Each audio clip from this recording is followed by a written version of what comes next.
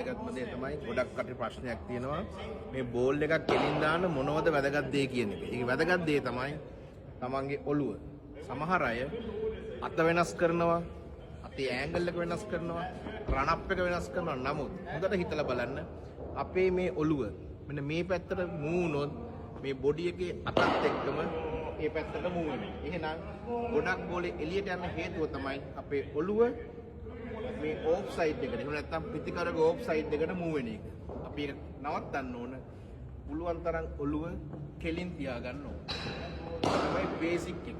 නැත්නම් අපි මොකද පේනවා මේ ඔටෝමැටිකලි ඔළුව යනකොටම අතත් මේ පැත්තට යනවා.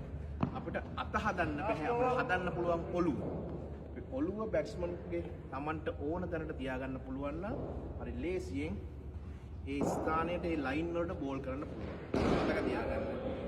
අපේ අතපය හදනවට වඩා ලේසි දේ තමයි ඔළුව කෙලින් තියන්න අපි පුරුදු කරන එක.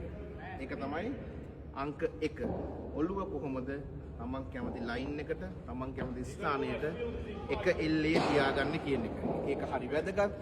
බෝලේ රිලීස් කරන්න කලින් කොහොමද තමන්ගේ ඔළුව ලයින් එකත් එකට තියාගන්න කියලා බලන්න.